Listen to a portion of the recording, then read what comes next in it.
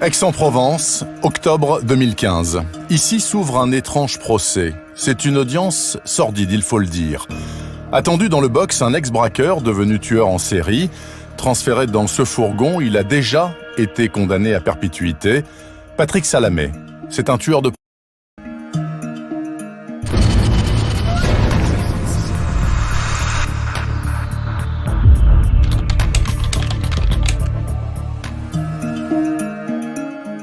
La dernière victime présumée du serial killer s'appellerait Fatima Zaya. Elle avait 20 ans, elle a disparu. À l'extérieur des assises, une femme, une mère de famille, intéresse beaucoup la presse, notamment ce journaliste de la Marseillaise. J'ai pris le courage depuis 8 ans. J'attends ce procès-là et j'ai l'espoir derrière ce procès, Inch'Allah, un bonheur qui est une piste. Une piste. Cette femme, encore à la recherche d'une piste, c'est la mère de la victime. Elle s'interroge sur l'accusé et elle n'est pas la seule. Ici, beaucoup de personnes se demandent si le tueur en série est le bon accusé.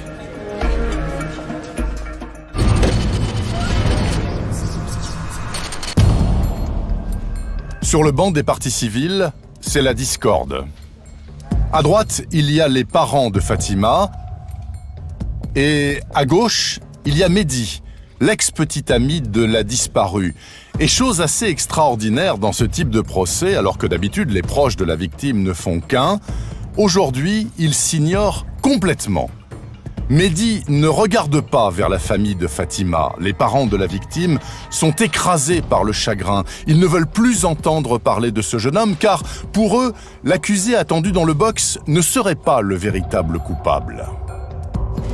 Aujourd'hui, peut-être que la présence de Salamé est justifiée dans le box, je ne sais pas. Je rappelle quand même qu'au départ, c'est Mehdi qui était suspecté pour bien des questions auxquelles il n'a jamais apporté aucune réponse. Questions qui aujourd'hui demeurent pleines et entières. On attend que les jurés s'interrogent sur le rôle véritable de cet individu.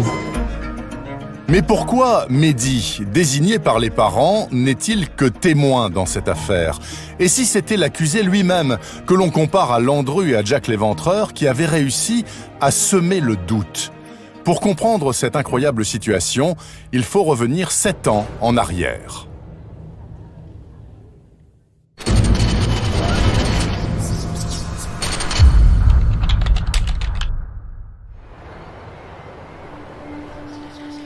Nous sommes en mai 2008 à Marseille.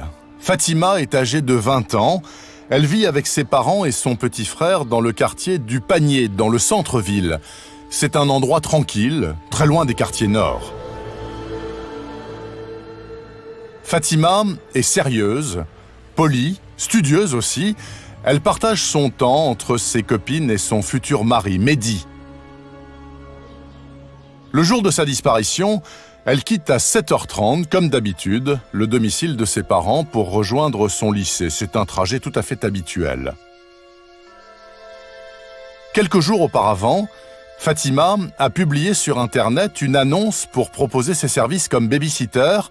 La lycéenne n'est pas spécialement dans le besoin d'ailleurs, mais comme beaucoup de jeunes à cet âge-là, elle souhaite gagner un peu d'argent de poche par ses propres moyens.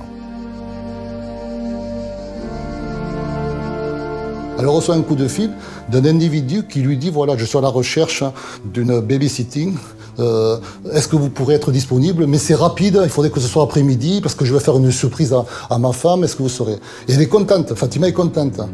Et c'est à partir de là qu'après avoir déjeuné, elle rentre en ville, elle retrouve son copain où elle lui dit « C'est bon, je vais avoir un emploi après-midi, j'ai rendez-vous à la station Malpasset. » Mehdi et Fatima décident alors d'aller ensemble au rendez-vous. Ils prennent le métro en direction de la station Malpasset. C'est une station qui se trouve à l'autre bout de Marseille. Après une vingtaine de minutes de trajet, les deux inséparables arrivent à destination. La jeune fille ne veut absolument pas être en retard. Le couple emprunte les escalators et là, les deux amoureux se quittent. Alors que d'habitude, le compagnon entoure avec beaucoup d'insistance son ami, une attitude qui va laisser perplexe. Alors qu'il est jaloux, qu'il est possessif, qu'il est très présent auprès d'elle, ne l'accompagne pas. Mehdi sort sur le quai, il la laisse en haut de l'escalator et fait demi-tour. C'est une première curiosité du dossier qui ne peut que surprendre. Elle se rend donc seule, contre toute attente, à ce rendez-vous. Fatima est confiante. Le rendez-vous pour la garde des 2 petites filles d'environ 8 ans a lieu juste en face de la gare, devant cette école primaire. L'homme est divorcé et il a prévenu, ce sera son ex-épouse qui doit venir la chercher avec une voiture grise. 15h15, elle disparaît. Le soir venu, la jeune fille n'appelle pas ses parents et elle ne rentre pas chez elle. Et moi, à ce moment-là, j'étais commencé à inquiéter. Après, j'ai dit à mon mari, c'est pas comme d'habitude que ta fille, elle est toujours à l'air. Fatima s'est-elle fait voler son portable? Les parents l'ignorent et ils s'angoissent car quand il y a un imprévu, Fatima les tient toujours au courant. Et j'ai téléphoné, le portable fermé. J'ai laissé un message. C'est pas ses habitudes pour rester jusqu'à la nuit. Le père de famille trouve cette situation tout à fait inédite. Il décide d'arpenter tout Marseille, dans l'espoir peut-être de retrouver Fatima, mais sans information précise, Mohamed erre dans toute la ville. En courant à droite, à gauche, sans même savoir ce que je cherche. Le but de ma recherche, je ne le savais pas, tellement j'étais affolé. Aucun appel. Les parents commencent à envisager le pire, l'accident, l'enlèvement ou la mauvaise rencontre. Pour eux, c'est une nuit sans fin qui commence. Le lendemain, à 8h, la mère décide de se rendre chez Mehdi, le fiancé de leur fille. Il vit à quelques rues seulement de chez eux. C'est le dernier à avoir vu Fatima. Parce qu'on a passé une nuit blanche et le lendemain, j'étais chez lui. Et c'est la première fois que je connais son meuble et j'ai lu son sonnette, j'ai sonné plusieurs fois. J'ai dit « descends ».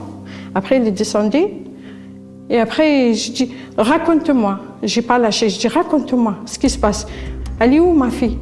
Tu as fait quelque chose ». Mehdi affronte la colère de la maman de Fatima. Le jeune homme apprend aux parents de la disparue le fameux rendez-vous avec cet individu pour garder les 2 petites filles. Depuis, Mehdi n'a aucune information sauf un ultime message de Fatima. Elle envoie un SMS à Mehdi, en lui disant « J'ai rencontré une ancienne copine, je passe le week-end avec elle, bébé ». Et lui, ça le surprend, parce que c'est pas le style de fille à passer des week-ends avec d'autres copines. Elle n'en avait pas parlé, puis elle allait pour ça. Il a commencé à s'inquiéter là. C'est là qu'il a commencé à l'appeler. Ce texto, un week-end improvisé donc avec des amis, ne correspond absolument pas à la personnalité de Fatima, qui est très sérieuse. Mehdi, paniqué, tente de joindre en vain la lycéenne à de multiples reprises. Angoissée, la maman de Fatima décide d'alerter la police. Elle se rend au commissariat pour signaler la disparition de sa fille, une disparition qualifiée aussitôt d'inquiétante par les forces de l'ordre. De fait, la lycéenne n'a ni argent ni papier d'identité sur elle. L'enquête démarre. Rapidement, la police obtient la liste des derniers appels du téléphone portable de la jeune fille, mais manque de chance, c'est une impasse. En effet, le numéro de téléphone de l'homme qui a contacté Fatima est en réalité celui d'une cabine téléphonique. Cabine située dans le centre-ville de Marseille, impossible donc d'identifier l'auteur du coup de fil passé à la lycéenne. Autre déconvenu, on ne peut pas géolocaliser le portable de la disparue, il a cessé d'émettre après le SMS reçu par Mehdi. Les investigations sont stoppées net, il n'y a pas de piste. Reste Mehdi, la dernière personne à avoir vu Fatima vivante. A-t-il eu un comportement étrange?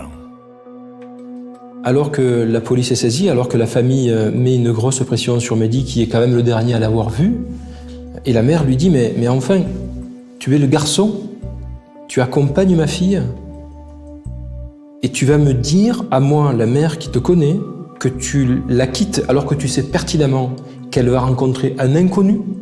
mais comment tu peux me faire croire ça? Comment tu peux me l'expliquer? Et Mehdi lui dit j'étais pas habillé en conséquence, j'étais en survêtement, je voulais pas donner mauvais genre. Les parents désapprouvent bien sûr la conduite du petit ami de leur fille.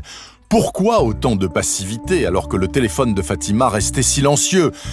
Et si Mehdi n'avait pas tout dit?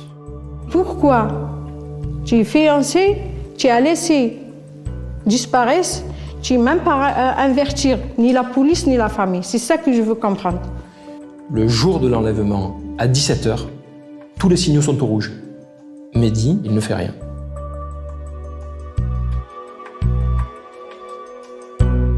L'absence de réaction de Mehdi surprend beaucoup, et pas seulement les parents, également les hommes de la brigade criminelle. Ce qui est le plus classique, si on peut dire, c'est d'abord de faire une surveillance sur le dernier qui a vu Fatima. Donc c'est pour ça que Mehdi a été placé sous écoute, il a fait l'objet de filatures, tout a été vérifié sur son emploi du temps. Avant de devenir avocat, cet homme, l'avocat de Mehdi, était policier. Il a accepté de nous montrer le dernier trajet de Fatima. Le 7 mai 2008, à la station Colbert, la jeune femme donc prend le métro avec Mehdi pour rejoindre ce fameux monsieur qui devait faire garder ses deux filles. Mais y a-t-il des preuves? L'avocat, l'ancien flic donc, fait sa contre-enquête. Ils ont badgé, le badge rentre bien à Colbert. Les deux ont bien badgé leur ticket, leur abonnement, ils ont un abonnement. Mais ce n'est pas tout. Dans le métro, il existe bien sûr des caméras de surveillance et donc les enquêteurs vont pouvoir vérifier sur les bandes vidéo que Mehdi n'a pas menti. Il faut les récupérer très rapidement parce que c'est effacé au bout d'un certain nombre de jours. Des fois c'est une semaine, des fois c'est 3 jours. D'où l'utilité d'être très très rapide et très, très réactif. Le 7 mai 2008 donc, le couple prend le métro en direction du nord de la ville, au bout de la ligne 1. Au total, c'est un petit peu moins de 20 minutes de trajet. C'est ici, à la station de métro Malpasset, que les caméras de surveillance visualisent et captent sans doute un moment clé. Les deux amoureux ensemble, main dans la main. Mehdi et Fatima se disent au revoir à côté des escaliers. C'est l'ultime image de la jeune fille vivante. L'avocat refait alors le chemin de son client. Mehdi a fait demi-tour, où il est vu effectivement reprendre le métro dans le sens inverse, et Fatima est sortie seule. Et c'est là qu'elle a été filmée en train de sortir. Les caméras sont catégoriques. Elles confirment la version de Mehdi, mais cela ne fournit pas pour autant plus d'informations sur le fameux inconnu que devait rencontrer la lycéenne. Qui est exactement cet homme divorcé dans une voiture grise qui devait lui parler de la garde de ses deux filles? Pas Mehdi en tout cas, il est ailleurs. Dans l'après-midi, son téléphone est borné parce qu'il va rendre visite à sa mère qui est hospitalisée dans une clinique, où il est vu à la clinique. Toute l'après-midi, il est avec sa mère, il borne bien le téléphone. Il n'y a aucun problème. Les policiers ont également interrogé tous les copains de Fatima et les copains de Mehdi pour connaître leur relation. Est-ce qu'ils s'entendaient bien et tout ça? Tout le monde disait que c'était un couple fusionnel. Ils étaient très proches l'un de l'autre. Ça faisait depuis 5 ans qu'ils étaient ensemble. Autre preuve affichée publiquement par Mehdi pour montrer qu'il est totalement étranger à la disparition de sa compagne, c'est lui qui organise les recherches de Fatima. Il colle des affichettes dans toute la ville. Des appels à témoins sont distribués un peu partout afin de trouver le véritable coupable. C'est une véritable croisade médiatique. Il s'en veut de ne pas l'avoir accompagné dehors. Il se dit si je l'avais pas écouté, que je sois sorti du métro, peut-être que ce ne serait pas arrivé. Mais qui aurait pu penser que le 7 mai, un mercredi, à plein centre de Marseille, à 15h, elle allait rencontrer un monstre? Qui aurait pu penser ça? Pour les policiers, la vidéosurveillance et la géolocalisation de son portable innocentent complètement Mehdi, qui disparaît de la liste des suspects. C'est une évolution de l'enquête qui déplaît. C'est lui le suspect, numéro 1. Pour les parents, la position de Mehdi n'est pas claire. Pour les parents, la position de Mehdi n'a pas été creusée par l'instruction. Pour les parents, Mehdi a nécessairement des choses à révéler. La police s'est-elle égarée? De près ou de loin, Mehdi serait-il impliqué tout de même dans la disparition de Fatima? A-t-il orchestré une sorte de guet-apens? S'est-il forgé un alibi alors que d'autres complices auraient en sous-main enlevé sa compagne? Dès le début de l'audience, le jeune homme est mis sur la sellette. Dans le fond de la salle, les parents restent accrochés à leurs convictions. Pour eux, Mehdi sait quelque chose. La juge d'instruction, elle convoque les parents à plusieurs reprises. Elle leur dit arrêtez avec Mehdi. Tout ce qu'on a vérifié, il n'y a rien contre Mehdi. Arrêtez avec Mehdi. C'est résumé dans une phrase le procureur est d'accord, la justice est d'accord, la police est d'accord, il n'y a aucun problème. Aucun problème. Mais il faut tout de même une journée d'audience pour désamorcer cette situation très tendue. L'audience est ouverte, veuillez vous asseoir. L'accusation va devoir reprendre les points clés de ce dossier de 14 000 pages pour réexpliquer à la famille et à son avocat pourquoi il n'existe aucune charge contre l'ancien fiancé de Fatima. À la suspension d'audience, le jeune homme, complètement épuisé, accepte de s'exprimer. Mais vous comprenez la famille? Mais je comprends complètement. C'est d'ailleurs la raison pour laquelle je leur reproche rien à ce jour. C'est que c'est vrai que pour moi, c'est très dur de vivre avec ça, d'entendre leurs accusations. Mais je les comprends complètement et j'oublie pas qu'ils ont perdu une fille et que je pense que ça, c'est quelque chose... On s'en remet jamais, donc c'est ce que je mets en avant et c'est ce que moi je me dis sincèrement au fond de moi. Et j'ai pas le droit de leur en vouloir parce qu'ils sont dans la douleur et je préfère éviter voilà, les débats sur ces sujets-là et je préfère être à l'écoute et répondre à toutes les accusations si ça peut leur éclaircir. Pourquoi les parents de Fatima refusent-ils à ce point l'évidence ? Et si l'accusé dans le box, Patrick Salamé, y était pour quelque chose? Vous allez découvrir comment Salamé tire les ficelles dans l'ombre. Pourquoi il espère, rêve et pourrait peut-être être acquitté, victime selon sa défense de sa réputation criminelle. Patrick Salamé paie encore une fois cette image assez détestable qui a été véhiculée de lui par la nature des faits odieux qui lui sont reprochés, celle d'un tueur en série, celle d'un Jack l'éventreur à la française, et paie aussi, de mon point de vue, la volonté qui s'est manifestée tout au long de l'enquête et de l'instruction, de faire en sorte, coûte que coûte, de fournir une explication à la disparition de Fatima Saya.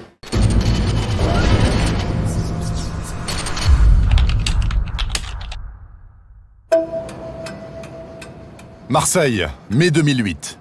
La police traque le moindre indice. Dans les hôpitaux et dans les morgues, on cherche du côté de la SNCF, du côté d'Air France, à la police de l'air et des frontières et même en Algérie où Fatima avait de la famille. On sort les chiens renifler une piste, on inspecte les réservoirs d'eau souterrains, on interpelle même des hommes qui ont passé des annonces pour du babysitting, mais c'est le néant complet, malgré cette gigantesque mobilisation policière. Non, c'est très rapide. C'est pour ça que moi j'ai été stupéfait parce que très souvent on perd du temps. Parce qu'on ne veut pas s'imaginer, on se dit, bon, une gamine de 20 ans qui s'en va, c'est peut-être qu'elle a un problème avec son copain, elle va réapparaître dans une semaine. Mais une semaine après, c'est trop tard. Vous n'avez plus les éléments une semaine après. Il faut être très vite, très rapide. Paradoxalement, c'est l'ennemi de la famille, Mehdi, le fiancé de Fatima, qui va faire bouger les choses. Il organise des manifestations avec tous les amis de la disparue. Son objectif est bien que la presse, et en particulier la télévision, n'oublie pas Fatima. Aujourd'hui, 300 personnes sont dans la rue. Les caméras sont là aussi. Alertés, des témoins se précipitent à l'hôtel de police. Un mois après, il y avait plus de 2000 procès-verbaux qui ont été faits. Il y a eu des centaines de témoignages qui se sont manifestés. Et c'est grâce à cette médiatisation qu'il a fait, Mehdi, qu'il y a pu avoir ces deux témoins les plus importants, cette jeune fille et puis la mendiante là, qui a vu l'assassin. C'est grâce à ça que l'affaire a sorti. En effet, 2 témoins capitaux vont se présenter à la brigade criminelle. La première est une jeune étudiante que nous appellerons Eva. Elle explique aux enquêteurs l'étrange coup de fil qu'elle a reçu suite à une annonce de babysitting postée sur le même site que celui de Fatima. Un scénario presque identique. Une femme qui m'a téléphoné pour garder ses enfants. Il se trouve que voilà, c'était des petits-enfants, il devait sortir avec son mari et en fait c'était son mari qui était censé venir me chercher à la station Malpasset. Un rendez-vous pour une garde d'enfants à la même station de métro que Fatima. La similitude est très troublante. Mais Eva choisit au dernier moment de ne pas se déplacer. L'interlocutrice est trop étrange. Elle n'était pas sûre d'elle, posait tout le temps son téléphone, elle me recontactait, elle me disait non en fait finalement c'est lui qui va venir vous chercher, finalement je peux pas vous donner l'adresse, finalement. Donc voilà, après qu'elle veuille pas aussi me donner aucune information sur eux, donc pas d'adresse, pas de nom, pas de prénom, rien du tout. Donc ça a commencé à faire beaucoup d'éléments un peu bizarres quand on sait pas la personne chez qui on va quoi. L'étudiante n'est pas du tout rassurée et demande conseil à sa famille. Et j'ai appelé après ma belle-mère qui m'a dit non, t'y vas pas parce que j'ai essayé de la recontacter et finalement il y a personne qui décroche donc c'est trop douteux, tu peux pas y aller, t'as même pas l'adresse, t'as pas le téléphone, on n'a rien pour te joindre en cas de souci, donc t'y vas pas. Eva oublie vite ce rendez-vous raté, d'autant plus que personne ne cherche à reprendre contact avec elle pour faire du babysitting. Et le temps passe, jusqu'au moment où la télévision évoque l'histoire de Fatima. Pour Eva, c'est un déclic. Même âge, même station de métro, même site internet, on disait les mêmes choses sur le site internet, babysitting, ménage et compagnie. On avait été convoqués à la même heure, enfin le rendez-vous était à la même heure. Donc à un moment donné, ça faisait beaucoup de rapprochements et je me suis dit en fait cette fille, elle y est allée et moi j'y suis pas allée. Et voilà, c'était elle à ma place quoi. Reste à découvrir qui a fixé rendez-vous à Eva comme à Fatima pour leur proposer une garde d'enfants à la station Malpasset. Les hommes de la PJ sont confrontés à un véritable casse-tête. Pourquoi est-ce une femme qui a appelé Eva alors que ce serait un homme qui aurait contacté Fatima ? Quelques jours plus tard, les policiers obtiennent un début de réponse. C'est bien une femme qui se présente à eux, une marginale, Suzy. Suzy, elle se manifeste pourquoi? Parce qu'elle a la médiatisation. Parce qu'elle voit l'affiche sur de partout.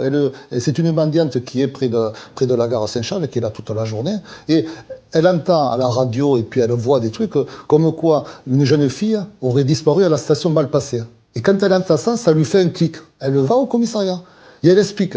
Elle dit, moi, voilà ce qui m'arrive. Elle explique que le 5 mai, donc 2 jours avant la disparition, alors qu'elle était à son lieu où elle fait la mendicité, un individu est venu lui dire, écoute, est-ce que tu serais d'accord, moyennant 5 €, de téléphoner à des jeunes femmes parce que je recherche des babysitters, une babysitter, et quand c'est moi qui appelle, les jeunes femmes ont peur, que c'est un homme. Est-ce que tu peux? Elle a dit, mais moi, je suis bien d'accord, mais ce que je n'ai pas de téléphone.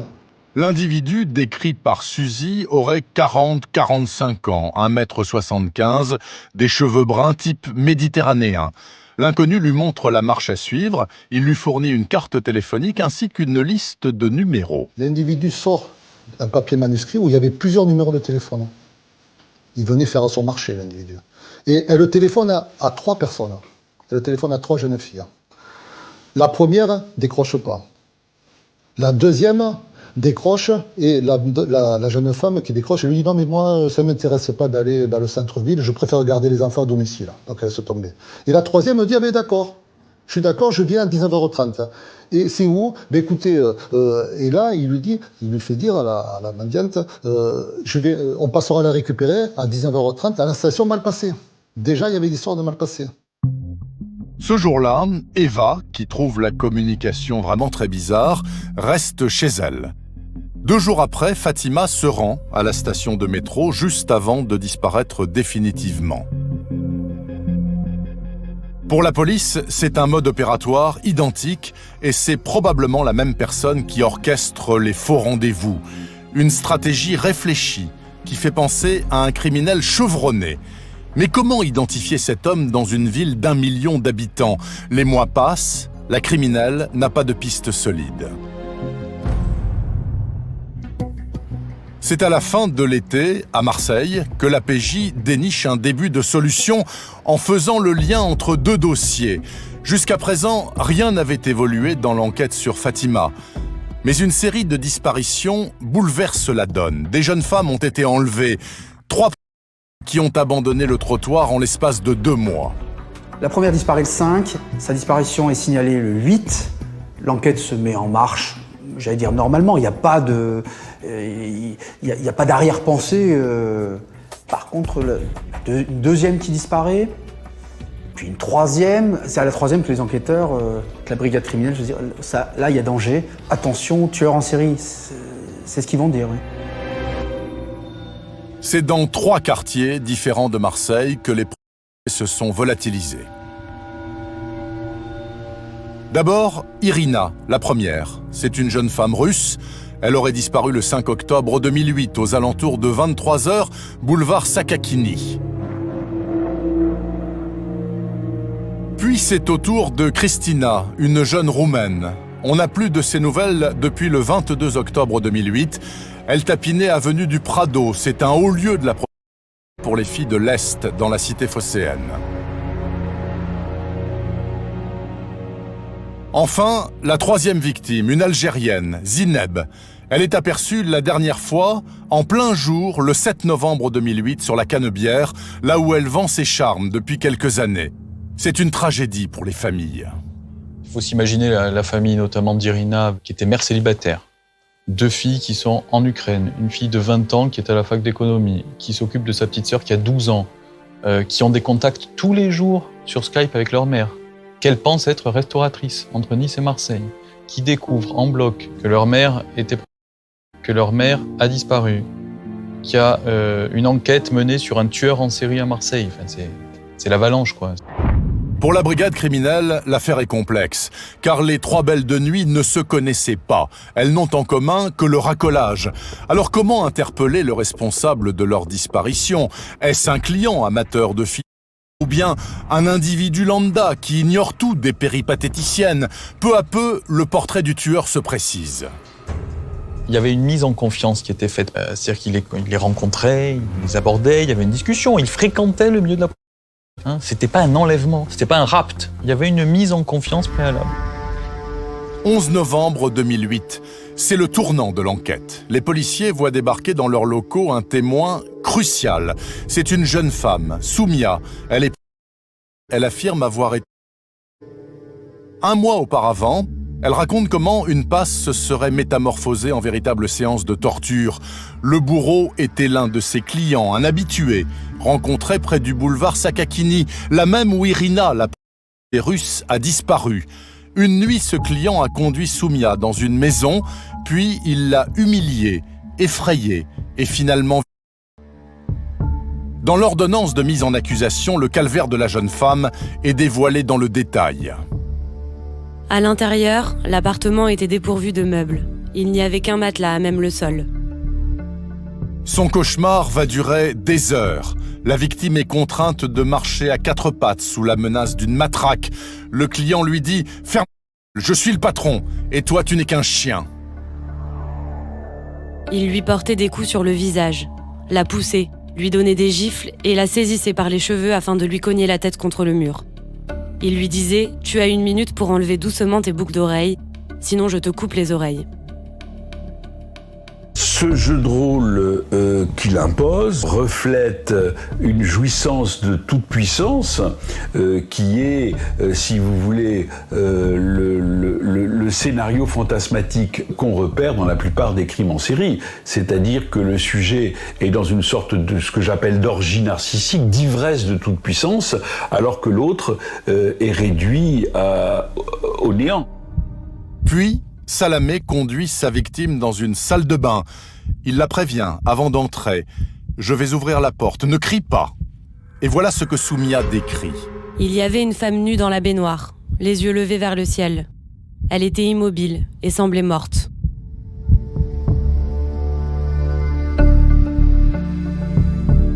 Et lorsque Soumia demande au client ce qu'il comptait faire du corps, il lui répond « Ce n'est pas ton problème, ce n'est pas la première. Ni la deuxième. » Mais comment Soumia a-t-elle réussi à s'en sortir? Pourquoi n'est-elle pas morte comme les autres? La en fait, le flatte, lui dit qu'il fait très bien l'amour et elle exécute tous les ordres de son tortionnaire. Elle avait très peur et avait compris qu'elle devait faire tout ce qu'il désirait et aussi se rabaisser. Elle a effectivement exprimé qu'elle s'est totalement moulée dans le scénario qu'il lui imposait. C'est possible que ce soit ce qui lui ait sauvé la vie. Pour les policiers, le témoignage de Soumia est primordial, car la jeune femme a décrit avec beaucoup de précision ce client. Un homme blanc de type sud-européen, entre 45 et 55 ans. Le même type d'individu, souvenez-vous, qui avait demandé à Suzy d'appeler les jeunes filles pour faire du babysitting, et notamment Fatima. La brigade criminelle espère enfin avoir son homme. Reste à présent à remonter la trace du tueur en série. C'est en pistant la puce téléphonique du portable d'Irina, la prostituée russe, que les enquêteurs vont dénicher le lien. Irina disparaît le 8 novembre et on voit que sa puce est utilisée après sa disparition dans des boîtiers téléphoniques qui ne sont pas ceux d'Irina. La brigade criminelle identifie les boîtiers à partir du numéro IMEI, ce qui est la base aujourd'hui des enquêtes de téléphonie, des enquêtes criminelles. L'un des boîtiers téléphoniques appartient à un certain Saïf. Placé en garde à vue, l'homme s'explique. Contre de l'argent, il a effectivement prêté son portable à un monsieur qui a introduit sa puce à l'intérieur pour passer un coup de fil. Un quinquagénaire qu'il a déjà vu. Eh bien, cette personne, je m'en rappelle, dit-il au policier, je m'en rappelle, c'est quelqu'un que je vois souvent traîner dans le quartier, je suis sûr que je l'avais déjà vu, je suis sûr que je vais la revoir. Il sort de garde à vue, ce jeune homme, et il tombe sur Salamé. Patrick Salamé, c'est l'homme qui détient la puce téléphonique d'Irina, la russe disparue. Et là s'engage une course-poursuite. Arrêtez-vous, arrêtez-vous. Le jeune homme commence à courir, interpelle un policier municipal en disant « Arrêtez-le, arrêtez-le, c'est quelque chose de grave ». Et ils arrivent à interpeller Salamé. Et c'est ça qui permettra, c'est ce coup de chance, qui permettra l'interpellation de l'individu.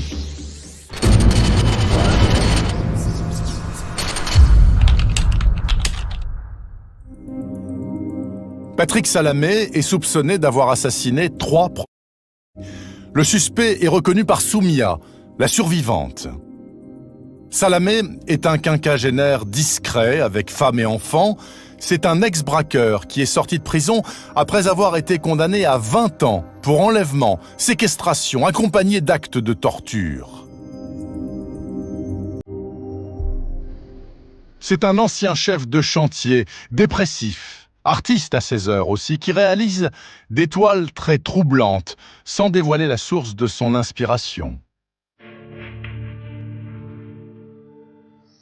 Au bout de 48 heures, les enquêteurs découvrent que ce monsieur tout-le-monde dispose d'une garçonnière à 2 km de chez lui. C'est ici, Soumia, la rescapée le confirme, que les prostituées ont été conduites par Salamé. C'est ce chemin qui a été emprunté par les 4 jeunes femmes. Une maison isolée, avec un mobilier dépouillé. Pour certaines, c'était l'ultime étape avant la mort. Quand on voit les photos des enquêteurs, le matelas, la boucle d'oreille, la main de Fatina de Zineb, non, le lieu est puissant. Ouais. Dans cette maison de l'horreur, pas de cadavres dans la baignoire, mais des bijoux appartenant aux prostituées disparues. Et également des traces génétiques. L'ADN est envoyé dans un laboratoire pour être analysé. La réponse est sans appel. Ce sont bien les empreintes génétiques de Zineb, la prostituée algérienne, et celle de Patrick Salamé, présentes tous les deux sur une culotte et aussi sur un emballage de préservatif. Personne, à part Patrick Salamé, n'avait les clés de cet endroit. Malgré tout cela, le mis en examen conteste.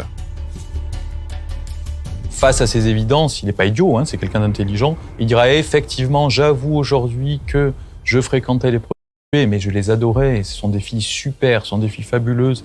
Et j'avais un contact particulier avec notamment Zineb, qui aurait pu être la femme de ma vie. Et toucher à Zineb, c'est toucher à toutes les femmes, c'est toucher à toutes les mères, c'est toucher à toutes les filles. Les policiers draguent le canal situé à proximité dans l'espoir de retrouver les cadavres. Mais il n'y a rien. Aucun indice non plus dans la propriété qui appartient à la famille Salamé. Les corps ne seront jamais retrouvés, mais le commis sur Soumia suffit déjà. Sans oublier bien sûr les preuves génétiques incontestables dans la garçonnière. Des charges suffisantes pour renvoyer devant les assises. Enlèvement, acte de torture et assassinat, Patrick Salamé. Un prédateur sexuel hors norme qui jouit de la souffrance des autres. Un homme à l'intelligence moyenne mais qui ne montre jamais rien. Un des experts psychologues a bien résumé sa pathologie. C'est pas une pathologie de la sexualité, c'est une pathologie de la domination, de la destructivité introduite par la sexualité. La sexualité n'est qu'un moyen d'assouvir ce fantasme de la domination de l'autre, de la chosification de ces êtres qui va soumettre en esclavage, qui va faire disparaître. Puisque là, il est condamné pour leur disparition. On n'a jamais retrouvé les corps, mais la sexualité est son arme. En 2014, Patrick Salamé est condamné à la réclusion criminelle à perpétuité. Aux yeux de la justice, Salamé est un tueur en série qui a déjà assassiné 3. Mais est-ce le même homme qui serait le responsable de la disparition de Fatima? Si c'est le cas, quelles sont les charges qui accusent le serial killer? Le seul espoir pour les enquêteurs repose sur le témoignage de Suzy, la marginale, qui a passé les appels téléphoniques au baby-sitter pour le compte d'un inconnu. La brigade criminelle organise donc un tapissage. C'est une technique policière qui permet à un témoin d'identifier formellement un suspect au milieu de plusieurs personnes. Mais alors que tout dépend désormais des souvenirs de Suzy, c'est un échec. Patrick Salamé, elle ne le reconnaît pas. Lorsque d'autres tapissages sont organisés, elle ne le reconnaît pas. Et il faudra finalement attendre plus de 6 mois après que finalement cet SDF reconnaisse Patrick Salamé. Le moins qu'on puisse dire, c'est que les éléments de témoignage dans ce dossier sont extrêmement fragiles. Mais pourquoi donc Suzy a-t-elle la mémoire qui flanche? Et si quelqu'un avait fait pression sur elle? Et si quelqu'un lui faisait peur? Les policiers ne peuvent pas bâtir toute l'accusation sur ce fragile témoignage susceptible d'être dynamité à la cour d'assises. Il faut des preuves matérielles plus solides. Comme le tueur reste silencieux, les policiers vont tenter de faire parler son titre de transport marseillais. Voici une carte de transport avec abonnement. C'est un mouchard, car elle donne l'identité et la localisation de la personne qui l'utilise. Les policiers ont décidé de suivre cette carte qui appartient à Salamé pour savoir si, le 3 mai 2008, c'est bien lui qui a consulté l'annonce de Fatima sur Internet. Ce jour-là, la carte de transport de Patrick Salamé est activée à 18h27 sur la ligne numéro 1, en direction du centre-ville de Marseille. Les policiers ne savent pas où l'individu s'arrête, mais ce qui est certain, c'est que ce même homme a eu le temps matériel, 40 minutes plus tard, de sortir ici, à côté de cette station de métro, pour rejoindre en 6 minutes le fameux cybercafé où l'on pouvait lire des annonces des jeunes filles cherchant du babysitting. À la minute près, ça colle, puisque ce jour-là, on consulte de ce cybercafé les propositions de garde d'enfants à partir de 19h. Il y a 5 connexions, mais 5 connexions qui se suivent. La première connexion, c'est un centre régional d'information jeunesse Provence-Alpes. La deuxième connexion, c'est les pages générales de recherche garde d'enfants. Et ensuite, 4 jeunes filles. Dans les 4 fiches qui sont consultées, il y a la fiche d'Eva, la jeune étudiante, souvenez-vous, qui n'est pas allée au rendez-vous, mais il y a aussi et surtout celle de la disparue Fatima. Pour la police, c'est Patrick Salamé qui regarde les annonces dans ce cybercafé de la Canebière. Les policiers s'appuient sur cette démonstration technique pour accabler le tueur en série. Avec le témoignage de Suzy, la marginale, la justice estime avoir suffisamment d'éléments pour accuser Salamé d'avoir enlevé, séquestré et assassiné Fatima. Mais pour l'avocat de Salamé, la preuve policière quant à la carte de la Régie des Transports marseillais, la RTM, n'est pas irréfutable. Ce dossier repose sur l'activation de cette carte RTM de transport dans les métros marseillais dont l'information judiciaire elle-même a révélé qu'elle avait continué d'être utilisée après l'incarcération de Patrick Salamé, ce qui démontre qu'il n'en était pas le seul utilisateur, ce qui démontre également par conséquent que cette carte ne peut être considérée comme un élément matériel à charge démontrant de manière absolument irréfutable la participation de Patrick Salamé. Et quand on a dit ça, on a à peu près tout dit. Peut-être pas tout dit. Car de sa cellule, Patrick Salamé orchestre lui-même sa riposte. En détention, il écrit beaucoup. Il répand son venin dans des missives incendiaires. Des courriers dans lesquels il traite les témoins de menteurs. Il menace que l'on publie sur Internet leurs noms, leurs photos et leurs numéros de téléphone. Il fait peur, même derrière les barreaux. Dans cette lettre pour Mehdi, il traite la juge de manipulatrice. Et puis surtout, il intimide le témoin clé, Suzy la marginale, en exigeant une confrontation. Voilà, il s'est écrit de sa prison et voilà. Il a demandé une confrontation qui n'a jamais eu lieu. C'est signé là, c'est lui qui a signé la lettre. Là. Il a écrit à la main. Oui, c'est lui. Il a signé Patrick. Voilà. Bon, je ne peux pas vous en dire plus, je suis désolée. Salamé a écrit de partout.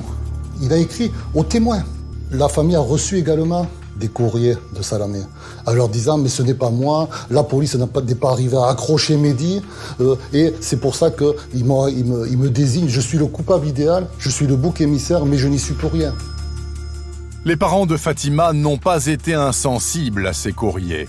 Voilà pourquoi, aujourd'hui, ils s'interrogent encore sur l'implication de Mehdi dans la disparition de Fatima. Voilà pourquoi, rappelez-vous, depuis le début du procès, ils soupçonnent l'ex-fiancé de leur fille au lieu du tueur en série.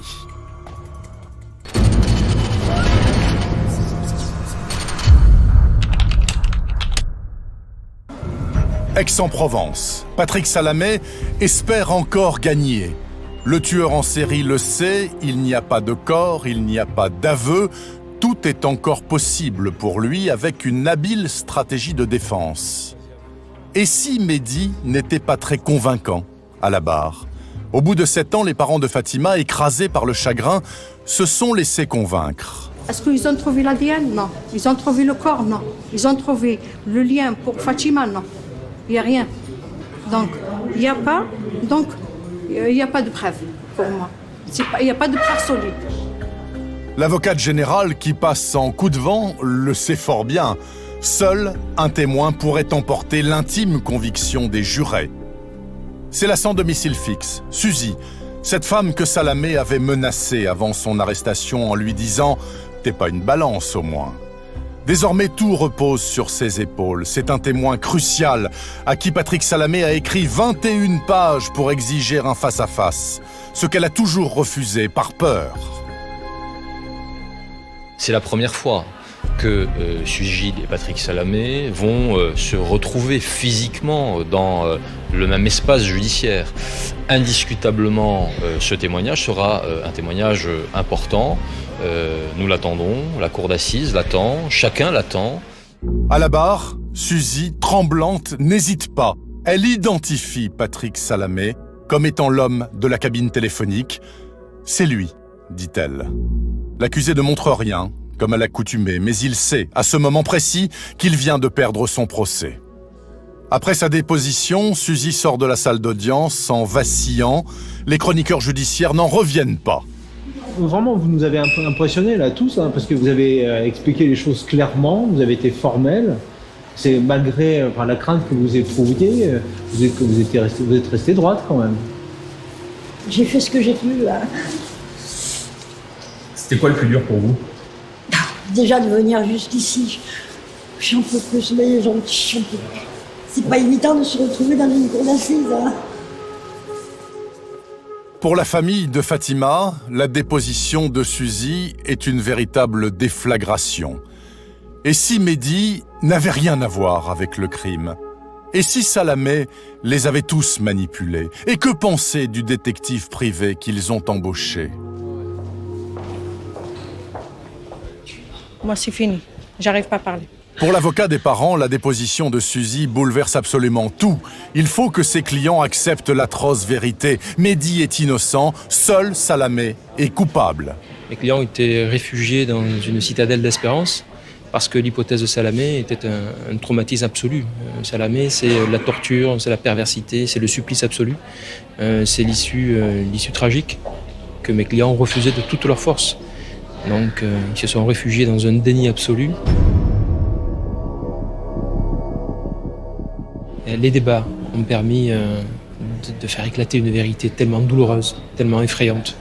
Aujourd'hui, les parents de Fatima sont confrontés à l'assassin, au criminel, à celui qui ne connaît pas le pitié et qui tue peut-être par plaisir malsain. C'est un animal. Cet homme s'est probablement comporté comme une bête. La cour d'assises des Bouches-du-Rhône condamne Patrick Salamé à la réclusion criminelle à perpétuité, assortie d'une période de sûreté de 22 ans pour l'enlèvement et la mort de Fatima Zaya. Un verdict qu'il refuse d'admettre. Patrick Salamé, immédiatement après l'énoncé du verdict, a manifesté une fois de plus, une fois encore, le fait qu'il se considérait innocent des faits qui lui étaient reprochés. Pour Mehdi, le petit ami de Fatima, il n'y a aucun doute quant à la culpabilité de Salamé. J'ai eu des réponses techniques. Qui prouvent l'implication de Patrick Salamé. Maintenant, malheureusement, voilà, on ne sait toujours pas précisément ce qui est advenu de Fatima, donc ça reste toujours le grand vide. Mais on n'a pas de doute sur la personne qui est à l'origine de sa disparition maintenant.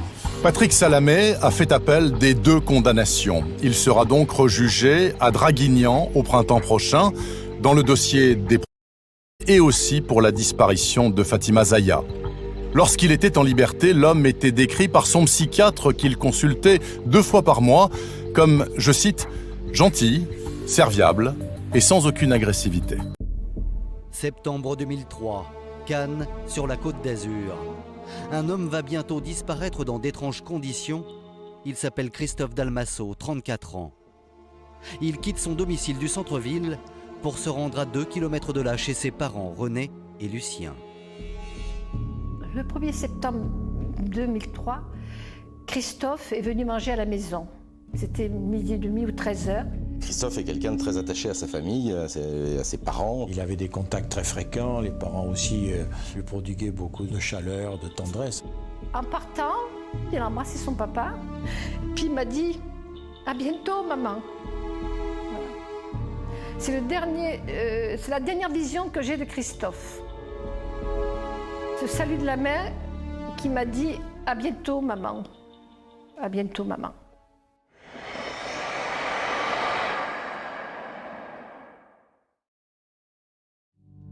Les jours passent et René Dalmasso ne reçoit aucune nouvelle de son fils, et ce n'est pas dans ses habitudes. D'autant que 15 jours plus tôt, Christophe a fait une promesse solennelle à son père, atteint d'une grave maladie.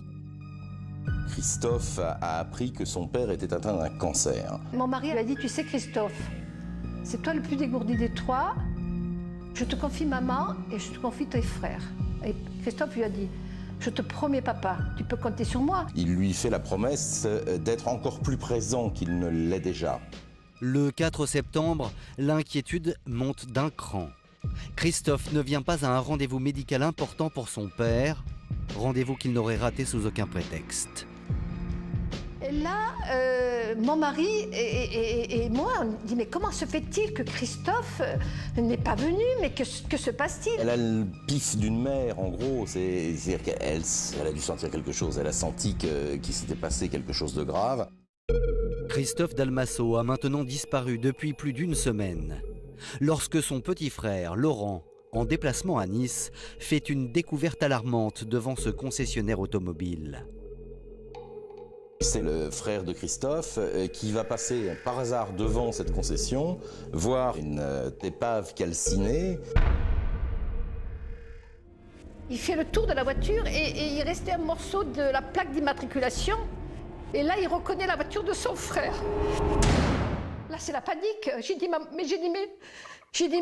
la voiture a brûlé, mais j'ai dit, mais est-ce qu'il y avait Christophe dedans? Il m'a dit non, il n'y avait pas Christophe dedans. Paniqué, Laurent Dalmasso se rend immédiatement au commissariat de police de Nice. C'est lui qui va effectivement indiquer tout de suite aux enquêteurs de la PJ, mais le véhicule qui est calciné, moi je le connais très bien, c'est celui de mon frère. Au commissariat, Laurent Dalmasso apprend que les pompiers sont intervenus dans la nuit du 8 au 9 septembre 2003 pour éteindre le véhicule en flammes qui était vide de tout occupant. Mais alors qu'est-il arrivé à Christophe Dalmasso? À la recherche d'indices, la police procède à une fouille approfondie du véhicule calciné. On retrouve dans le coffre un trousseau de clés. Trousseau de clés qui appartient à Christophe Dalmasso. La présence de ce trousseau de clés, ça veut dire qu'il ne peut plus rentrer chez lui. Enfin, on n'oublie pas les clés. Il s'est passé quelque chose. En effet, un homme qui disparaît brutalement en laissant ses clés, ce n'est pas normal. Et le fait que sa voiture soit retrouvée entièrement carbonisée ne laisse présager rien de bon. La destruction du véhicule, c'est la destruction de la preuve. On veut détruire un élément de preuve qui pourrait permettre de remonter à Christophe Dalmasso ou à l'identification des personnes qui ont pu l'agresser. La famille de Christophe Dalmasso dépose alors une plainte pour disparition inquiétante. Ne disposant d'aucun indice pour établir l'heure et le jour de la disparition, les policiers vont reconstituer l'emploi du temps de l'homme d'affaires. Le 1er septembre, il rend visite à ses parents. Le lendemain, le 2, on parvient à le suivre grâce à sa carte bancaire et son téléphone. On sait qu'il a pris l'autoroute puisqu'il y a une trace de son péage à 9h50. Il part de Cannes et il va sur Nice.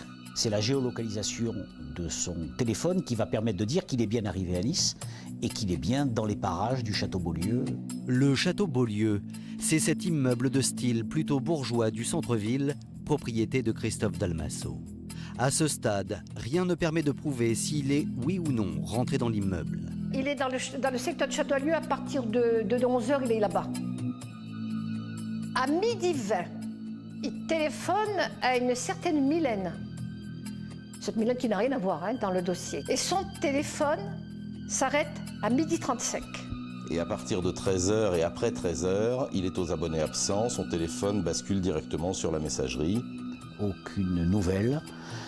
Il s'est volatilisé. Comment Christophe Dalmasso a-t-il pu disparaître en plein jour et en plein centre de Nice? En tout cas, personne dans le quartier ou dans son immeuble ne l'a vu ce jour-là.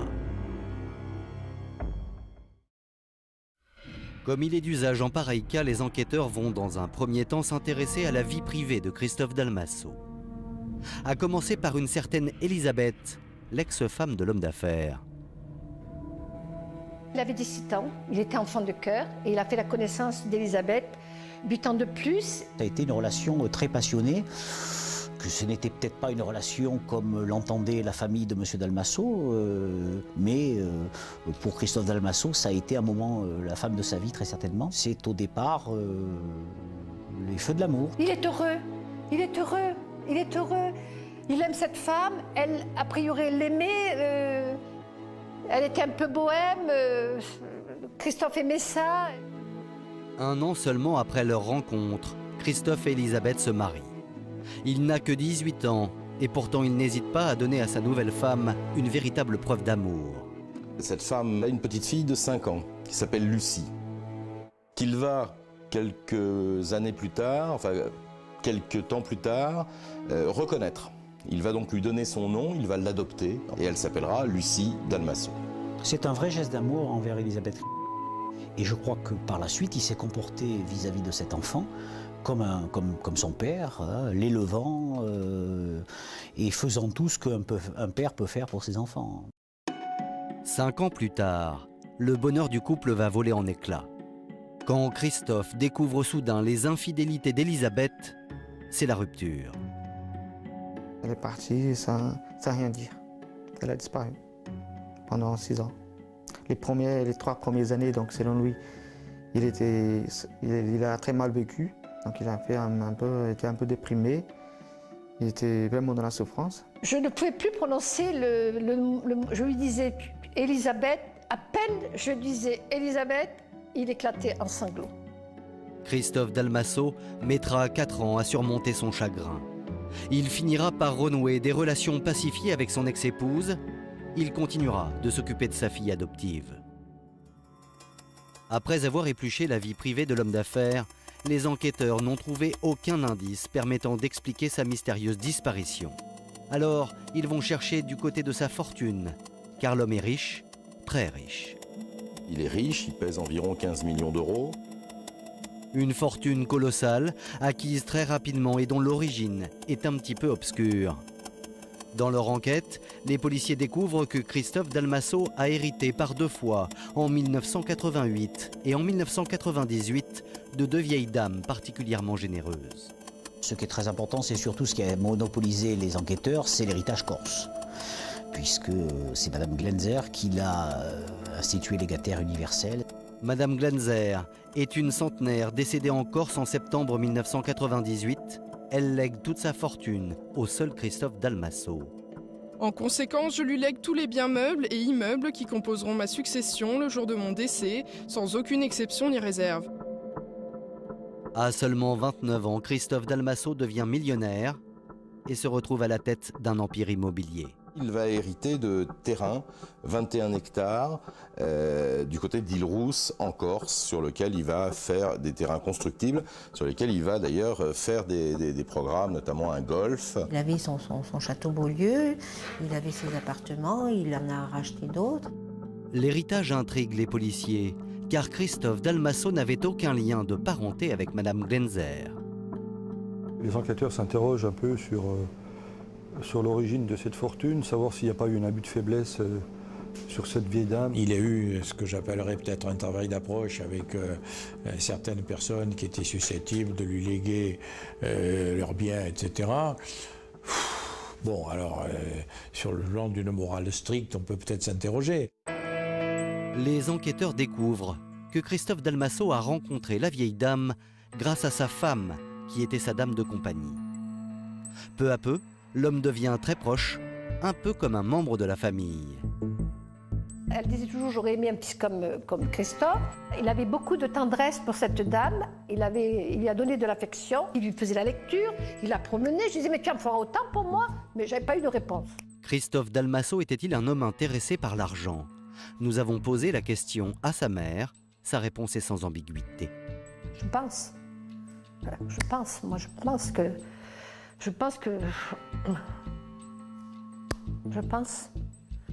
Pour la famille de la vieille dame, cela ne fait aucun doute. Christophe Dalmasso l'a spolié de son héritage.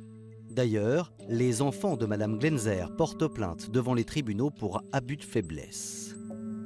Toutes les décisions de justice qui ont été rendues sont favorables à Christophe Dalmasso et ont confirmé qu'il n'y avait absolument aucun moyen, il n'avait usé d'aucun moyen pouvant s'apparenter à une infraction pénale pour bénéficier de cette donation. Cette décision de justice qui blanchit Christophe Dalmasso est intolérable pour la famille Glenzer. Du coup, les policiers s'interrogent. Christophe Dalmasso aurait-il été victime d'une vengeance? La piste, c'est de chercher qui a pu concourir à la disparition de Christophe Dalmasso. Donc, comme il y a cette histoire, il y a et qu'il y a une revendication de la part des héritiers, le principe est de savoir si la filière corse aurait pu concourir à la disparition. Alors, la disparition de Christophe Dalmasso est-elle liée à l'héritage reçu par Madame Glenzer?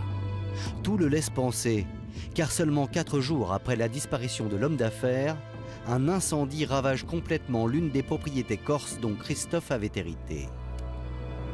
Ça a été vérifié et visiblement ça n'a pas abouti. La piste corse se referme. Mais les policiers ne désarment pas, car ils ne tardent pas à découvrir que le jeune homme s'est fait de nombreux ennemis dans sa vie d'homme d'affaires.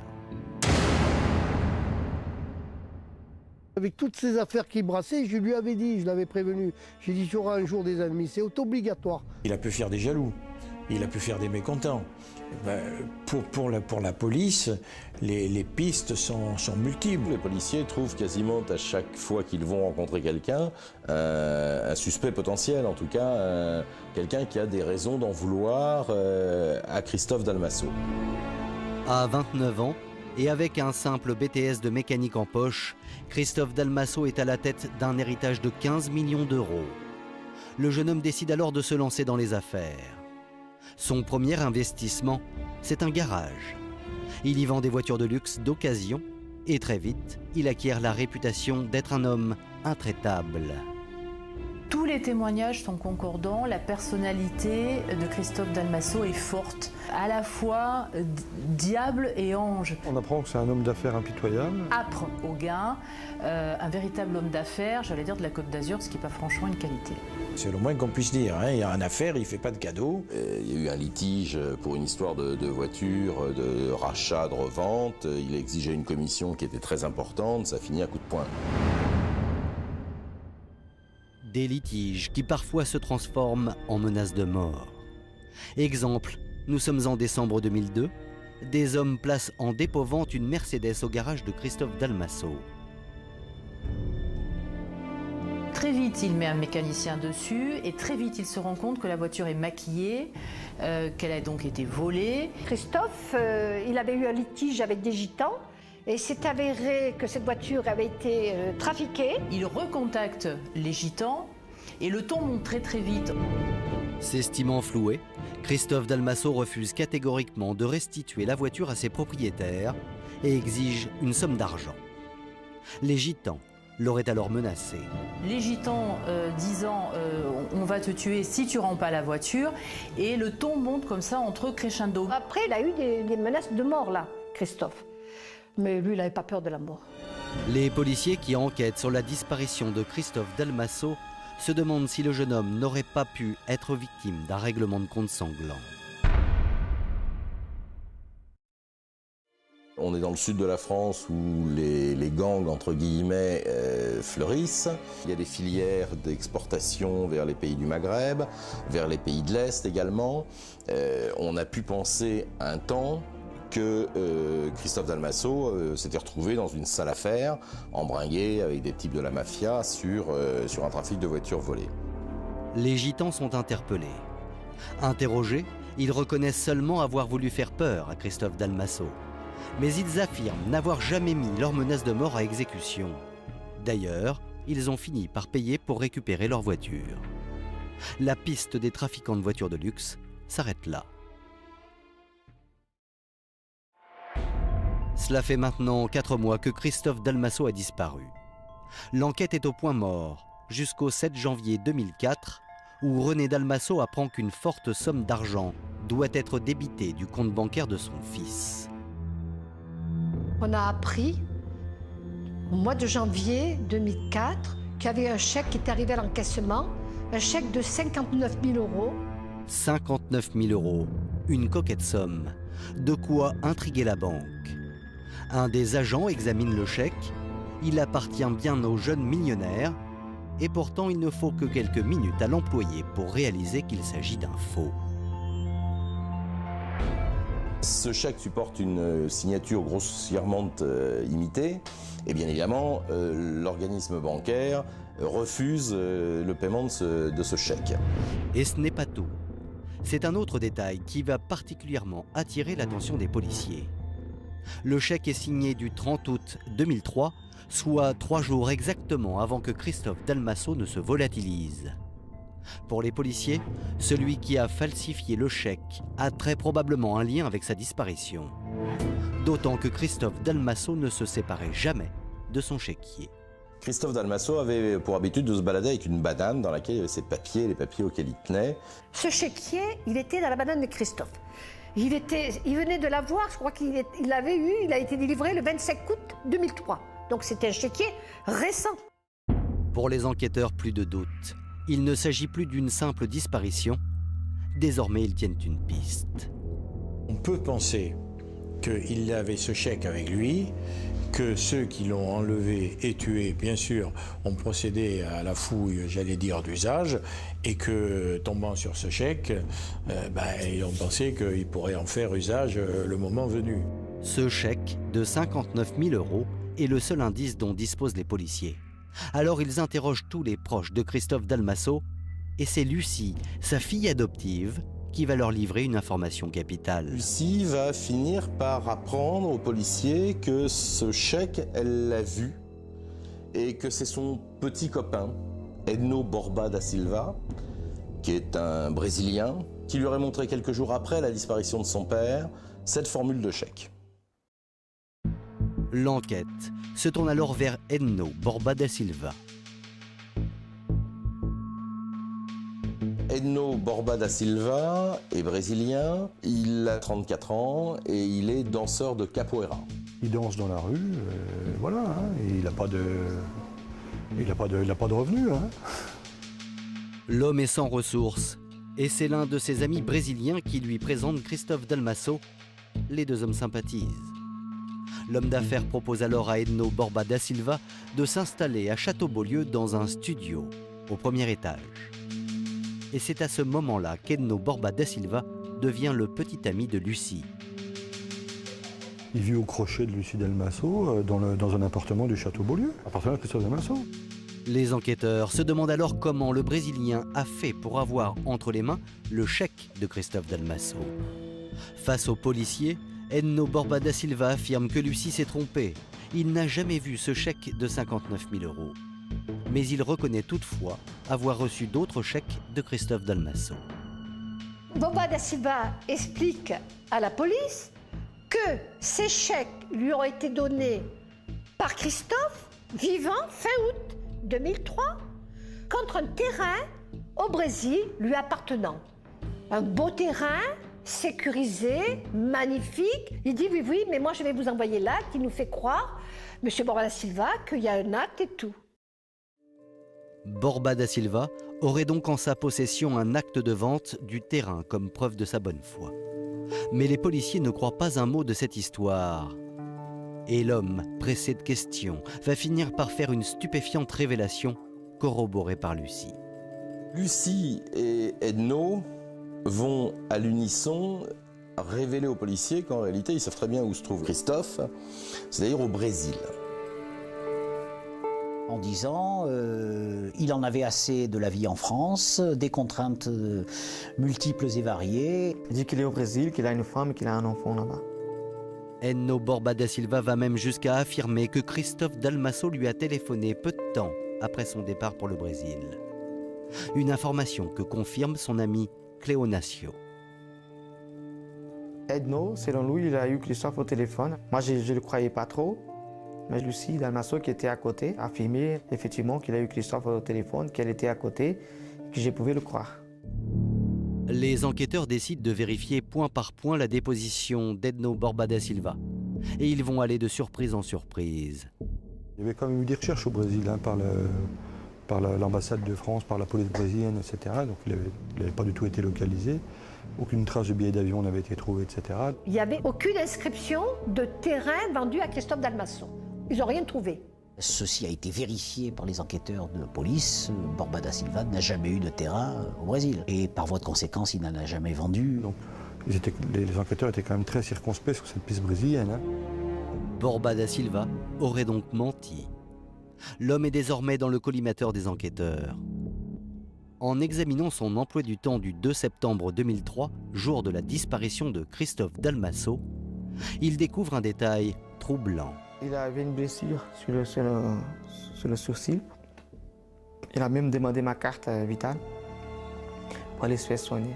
Il m'a raconté qu'il avait s'est bagarré avec un homme qui tient un chien, un homme homosexuel qui a mal regardé lui et s'ils sont bagarrés avec un Italien. C'est une blessure à l'arcade sourcilière, au-dessus de l'arcade sourcilière, qui a nécessité la pose de points de suture. La blessure paraît immédiatement suspecte aux yeux des enquêteurs. Et si Borba da Silva s'était battu avec Christophe Dalmasso avant de le faire disparaître? Pour en savoir plus, les policiers demandent à l'hôpital de Nice le compte-rendu des passages aux urgences, ce 2 septembre 2003. Pendant des semaines, on ne va jamais arriver à retrouver la trace au CHU de la visite de Borba da Silva. Et on va même avoir, dans un premier temps, un rapport de la part des services enquêteurs disant que le CHU de Nice, je pense que c'est l'hôpital Saint-Roch, va écrire « Nous n'avons jamais pratiqué d'intervention en urgence concernant M. Borba da Silva ». Les enquêteurs sont dans l'impasse.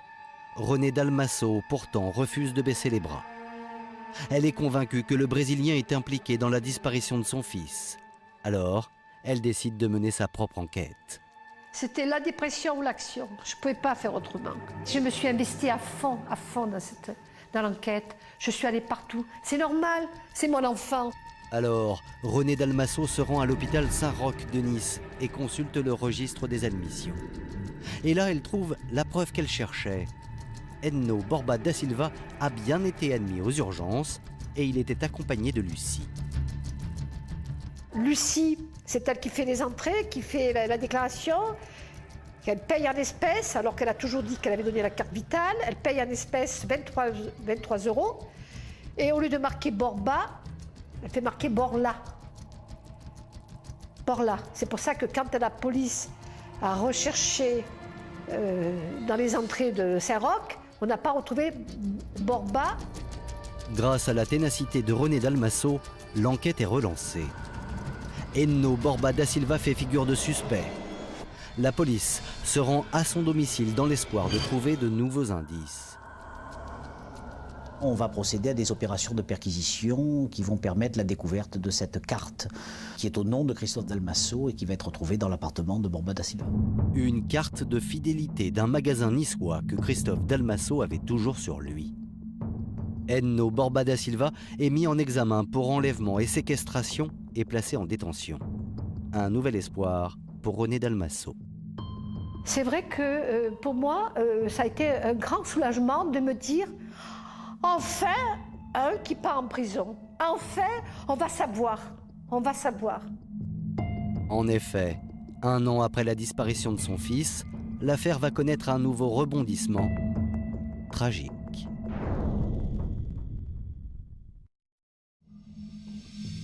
Août 2004.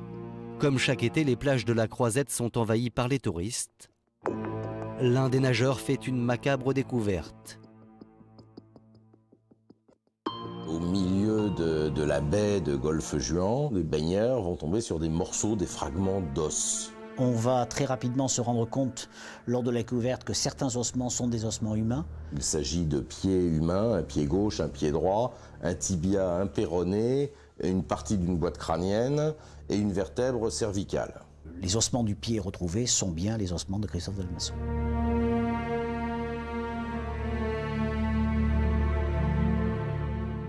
J'apprends le décès de mon fils, j'apprends qu'on a retrouvé des restes de Christophe. Et là, bien entendu, j'ai hurlé. J'ai hurlé à la mort. Pour les enquêteurs, pas de doute, il s'agit désormais d'une affaire criminelle. Les restes de Christophe Dalmasso sont confiés à la police scientifique. Seulement l'examen des os de la victime ne permet pas d'établir les circonstances exactes de la mort. Toutefois, il découvre sur certains cartilages de curieuses traces de végétaux et de terre, ainsi que des épines de pin. Après l'autopsie, les quelques morceaux de corps de Christophe Dalmasso ont séjourné dans un endroit humide et probablement sous la terre. Première conclusion, Christophe Dalmasso, après avoir été tué, a d'abord été enterré, puis son cadavre a été exhumé. Il y a eu certainement le fait qu'on ait déterré alors le cadavre, une partie du cadavre, c'est tout un problème, et qu'on ait ensuite jeté une partie de ses ossements à la mer. Pour quelle raison le cadavre a-t-il été déterré avant d'être jeté à la mer? Pourquoi les restes ont-ils été retrouvés à plus de 30 km de sa voiture brûlée? Autant de questions qui pour le moment restent sans réponse. Toujours est-il que les enquêteurs ont désormais une certitude, Christophe Dalmasso a été tué. Il n'a jamais mis les pieds au Brésil. Enno Borba da Silva a donc menti. Désormais, tout accable le Brésilien. Celui qui parlait de la vie de Christophe Dalmasso au Brésil, c'est Enno Borba da Silva. Donc bien évidemment, les policiers vont l'extraire de la maison d'arrêt pour le réentendre sur ce point, sachant pertinemment qu'il a menti. Face aux enquêteurs, le suspect va totalement changer sa version des faits. Et ses propos vont faire l'effet d'une bombe. Maintenant, il accuse une personne, jusque-là insoupçonnable.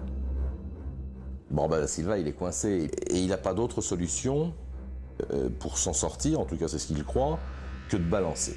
Borba da Silva va effectivement se livrer et décidé d'accuser Lucie Dalmasso comme étant la commanditaire de l'assassinat de son père. Pour étayer ces graves accusations, Enno Borba da Silva va rapporter aux enquêteurs une conversation qu'il a eue avec Lucie 2 mois avant la disparition de Christophe Dalmasso. Il affirme que Lucie lui aurait dit qu'en réalité, elle détestait son père. Sur un plan personnel, elle le décrit à Borba comme, y compris un être violent d'ailleurs, et puis ensuite elle dit que c'est un être cupide, et elle lui raconte donc tous les différends qui l'opposent à son père. Toujours selon le Brésilien, si Lucie avait des relations exécrables avec son père, c'est à cause d'une histoire d'argent. En 2001, Christophe Dalmasso place sur un compte de la Poste 47 000 € pour permettre à sa fille de financer ses études.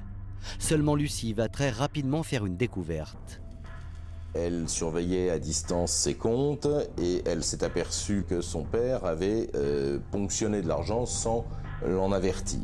En effet, Christophe Dalmasso a retiré 10 000 € sur ce compte pour s'acheter une voiture de luxe. La réaction de Lucie ne se fait pas attendre. L'argent que le père adoptif lui donne et lui reprend en partie la rend absolument folle de rage. Et elle vide le compte pour 245 000 francs. C'est un compte que M. Dalmasso avait ouvert pour elle, mais le principe n'était pas que Lucie en dispose de la façon dont elle en a disposé. Et elle est allée prendre cet argent, et le père, Christophe Dalmasso, l'a très mal pris. Il s'aperçoit qu'en fait, je ne dirais pas qu'il a été roulé, mais que sa fille n'est pas ce qu'il attendait, et au contraire, qu'on en veut plus à son argent qu'à ce qu'il est véritablement, c'est-à-dire le père qu'il a accepté de devenir légalement. Alors il le prend mal. Au fil du temps, les relations entre la fille et le père s'enveniment, à tel point que Lucie va lui écrire une lettre en mai 2001. Donc effectivement, elle lui a dressé un tableau de son père apocalyptique, en le traitant de tout, de cupide, d'harpagon, de pervers, et en lui disant également qu'il ferait bien de ne pas trop faire le malin, c'est à peu près en substance, parce que le diable serait plus fort que lui.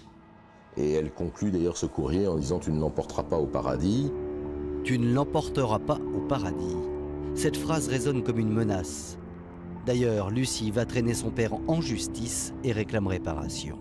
Elle porte plainte contre son père pour abus de confiance, d'avoir pris de l'argent alors qu'il lui avait fait une donation. Que cet argent, il lui avait donné et qu'il n'avait pas besoin de le reprendre. Père et fille se déchirent alors devant les tribunaux. 2 ans passent et la justice tranche. Le 24 juin 2003, Lucie apprend qu'elle a perdu son procès.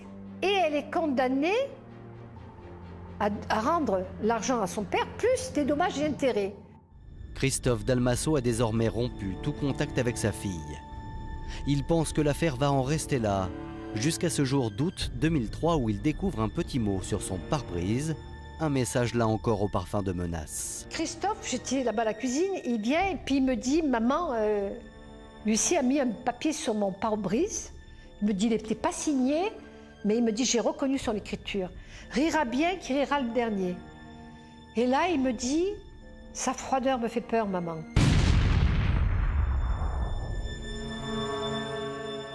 Christophe Dalmasso semble avoir peur de sa fille. Désespéré, l'homme prend alors une décision irrévocable.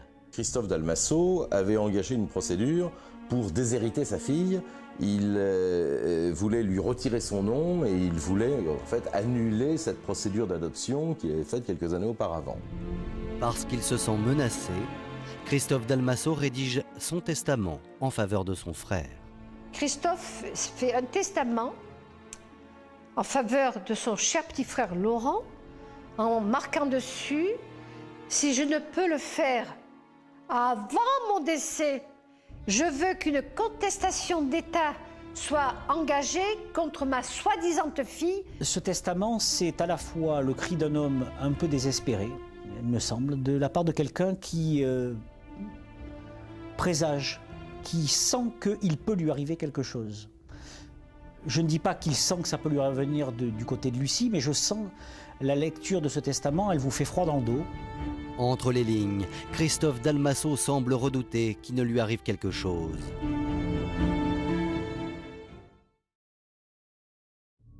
Interrogé par les enquêteurs, Edno Borba da Silva confirme les craintes de Christophe Dalmasso suite aux menaces qu'il a reçues.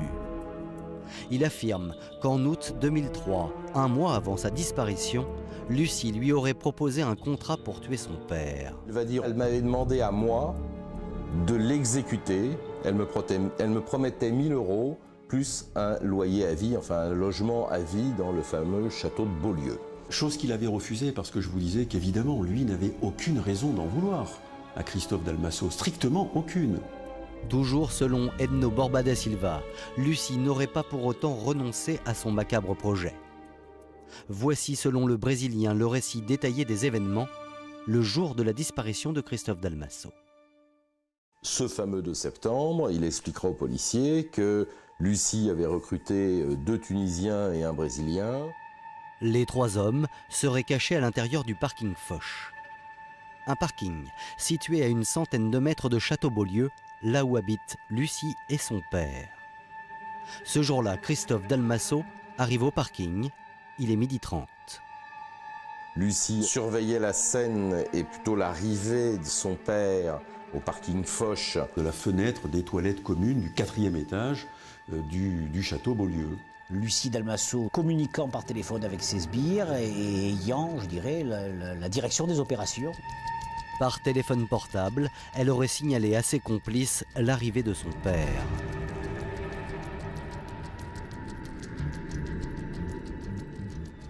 Elle donne en gros le top départ à ses complices qui sont en bas enfermés dans le parking et qu'à partir de là, eh bien, il lui tombe dessus.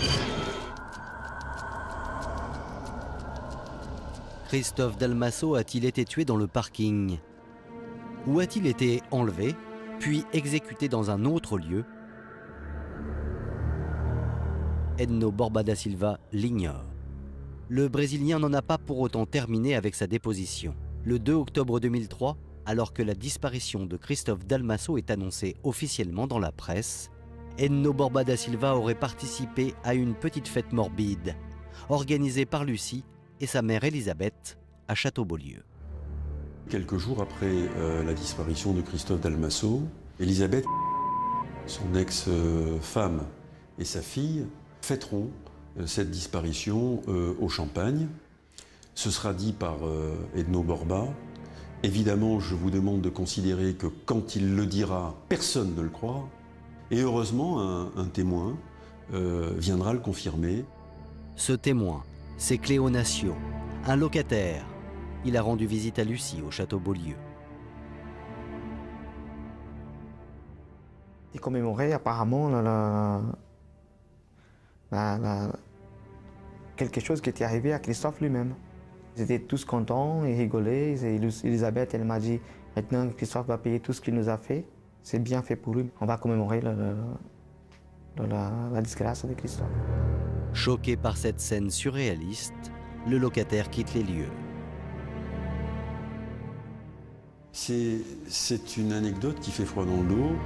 Les accusations d'Edno Borba da Silva contre Lucie sont graves. Reste à entendre la fille de Christophe Dalmasso pour qu'elle donne sa version. Le 17 janvier 2005, les enquêteurs organisent donc une confrontation entre le Brésilien et la jeune femme. Pas une fois, Lucie Dalmasso ne va montrer le moindre signe de nervosité. Elle réfute une à une toutes les accusations de son ancien compagnon. Lucie Dalmasso nie s'exclame en disant mais comment on peut accréditer une thèse comme ça, c'est affreux, c'est une vengeance. Borba est un amoureux conduit. C'est l'ancien amant de Lucie Dalmasso. Elle ne veut plus entendre parler de lui, elle rompt avec lui. Je pense qu'il a essayé une petite vengeance. Il a perdu la tête. Voilà, ces explications sont absolument dans la négation la plus complète et l'effarement de se voir accusé de choses comme ça. Les policiers sont face à un dilemme entre des accusations sans preuve et des dénégations évasives. Alors, qui dit vrai ?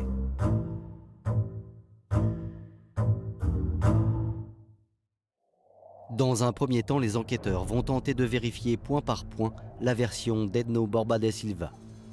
Ils se rendent tout d'abord au parking où Christophe Dalmasso aurait été agressé selon le Brésilien.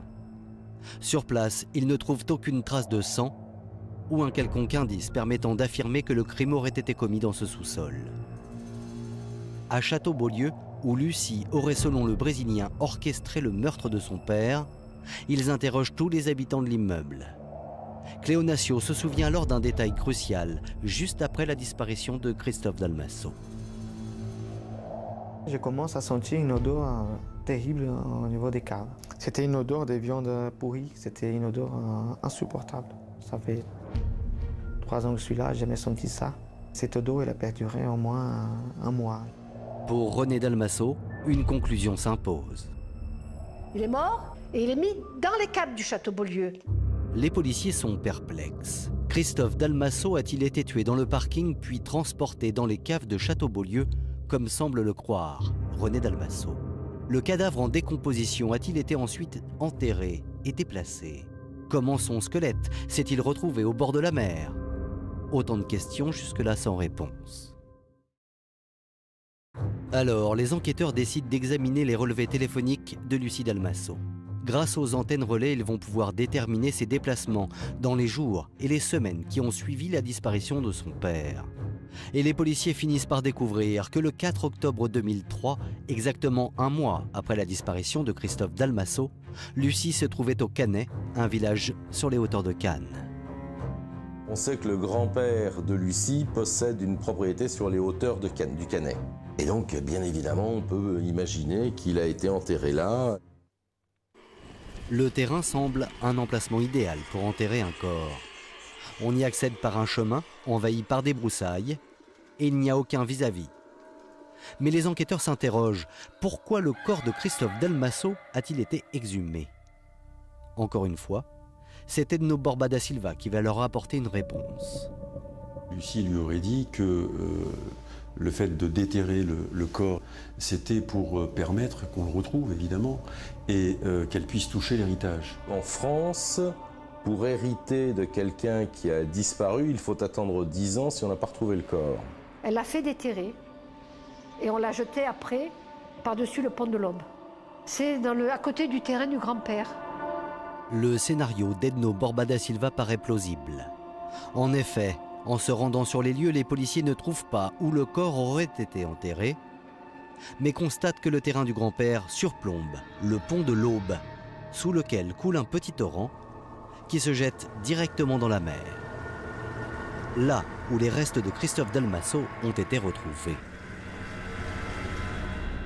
Ainsi, selon les policiers, les meurtriers auraient en pleine nuit déterré le corps en décomposition, puis auraient jeté les restes dans le torrent. Les eaux, emportées par le courant, auraient finalement été entraînées jusqu'à la plage de Golfe-Juan.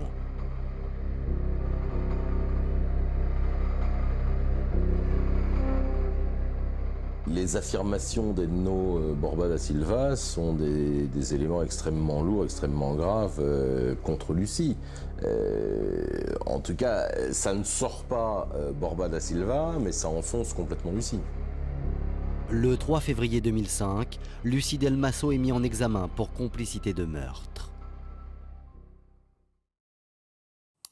L'affaire semble entendue, mais les avocats de la jeune femme contestent sa mise en examen et la justice va relever plusieurs négligences de l'enquête. Selon les policiers, la jeune femme a été localisée grâce à son portable sur le terrain où aurait été enterré son père. Or, Lucie a une explication. Elle n'était pas sur le terrain, mais sur une route qui longe le fameux terrain. C'est une route secondaire qui est proche du terrain, c'est une route secondaire qui est très utilisée et que Lucie Dalmasso empruntait, disait-elle, pour aller à des fêtes, pour sortir habituellement. Les avocats de Lucie soulignent par ailleurs que l'enquête à charge n'est basée que sur un seul et unique témoignage. En fait, la stratégie de la défense va essayer de montrer les différentes versions de Borba da Silva. Les contradictions de Borba da Silva. Or, l'accusation de Lucie ne repose que sur les accusations d'Edno. Au-delà des accusations de Borba da Silva, aucune charge, aucun autre élément. Les mensonges d'Edno Borba da Silva vont tellement le desservir que du coup on va se dire si lui ment, ça veut dire que Lucie Dalmasso n'a pas menti. En juillet 2007, les avocats de Lucie Dalmasso demandent l'annulation de sa mise en examen. Les magistrats ont considéré qu'il n'y avait pas de charge suffisante contre Lucie pour la maintenir en détention et pour la poursuivre d'enlèvement, de séquestration et même de complicité de meurtre de son père. Lucie Dalmasso bénéficie d'un non-lieu. La jeune femme est libre. René Dalmasso est sous le choc. Je n'ai pas compris, mes avocats n'ont pas compris, on était effondrés. On était effondrés de dire, mais qu'est-ce qui se passe? Résultat, la justice décide de renvoyer un seul accusé, Edno Borba da Silva. 16 mars 2009. Après 6 ans d'enquête, le procès d'Edno Borba da Silva s'ouvre à la cour d'assises de Nice. Et d'emblée, l'ambiance est tendue entre René Dalmasso et Lucie.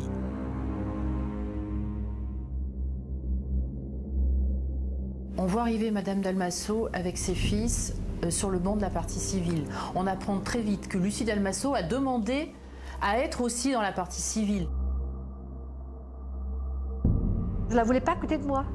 Je ne la voulais pas. Qu'elle reste assise, mais pas à côté de moi. Elles vont être à quelques mètres d'écart. Lucie Dalmasso essaye de capter quelque chose des regards de la famille Dalmasso. La famille Dalmasso ne la regarde pas. Edno Borba da Silva comparaît seul dans le box, mais curieusement les regards sont également fixés sur Lucie Dalmasso. Borba da Silva comparé pour complicité de meurtre. Donc un complice, a priori, il ne comparait pas seul.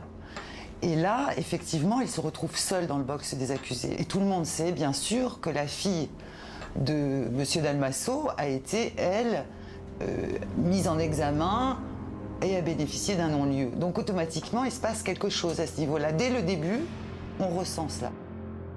Borba da Silva profite de ce climat de suspicion qui plane sur Lucie Dalmasso et tente désespérément d'incriminer son ex-compagne. Borba da Silva l'accuse sans cesse, et elle résiste à tout. Franchement, elle ne craque jamais. Alors elle a un comportement assez particulier, c'est-à-dire une petite larme qui coule, un petit mouchoir, etc., pour essuyer sa petite larme. Mais elle reste quand même imperturbable. Elle ne craque jamais. Le Brésilien ne cesse de clamer son innocence. Seul accusé, il sait qu'il risque de payer pour ses complices. Aux abois, l'homme fait alors une révélation fracassante. Et c'est là que lui, il lâche le nom Krayem Wissem. Il va donner le nom de celui qui a mis le feu à la BMW. La voiture de Christophe Dalmasso. Dans la salle d'audience, c'est la stupeur. Qui est ce Krayem Wissem? Quel a été exactement son rôle dans cette affaire? Nul ne le sait. Et ce n'est pas la seule carence de l'enquête relevée lors du procès. Les avocats de la partie civile de René Dalmasso vont mettre le doigt sur une négligence de l'enquête, à savoir cette fameuse aiguille de pin qu'on retrouve dans le pied gauche de Christophe Dalmasso. Ça faisait des années que la partie civile pointait du doigt qu'on avait retrouvé dans le pied du malheureux Christophe Dalmasso une épine de pin dont il était vraisemblable, très vraisemblable, qu'elle provenait d'un pin situé sur le terrain de la propriété du grand-père. Pour en avoir le cœur net, la juge suspend l'audience et demande aux policiers de se rendre sur les lieux. Vérification faite, l'aiguille de pin retrouvée sur le pied de Christophe Dalmasso est identique au pin de la propriété. Ça signe le passage d'une fois décédé, ou alors au moment où on l'a tué, le passage de Christophe Dalmasso sur ce plateau. Des éléments pour le moins embarrassants pour Lucie Dalmasso. La jeune femme est une nouvelle fois mise en examen pour complicité de meurtre.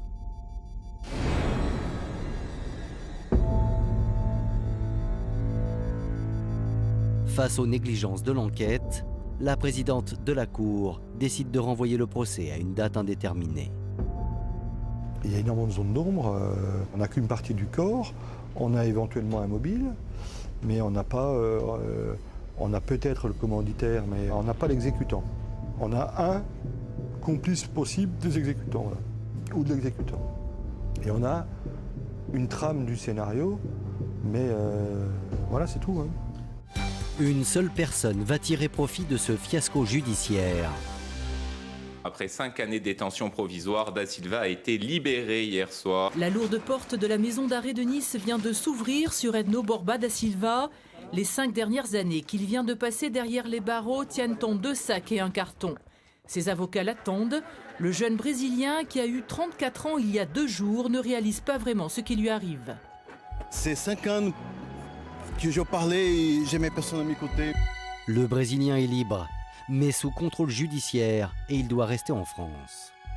Pourtant, début 2010, Edno Borba da Silva prend la fuite et s'envole pour le Brésil.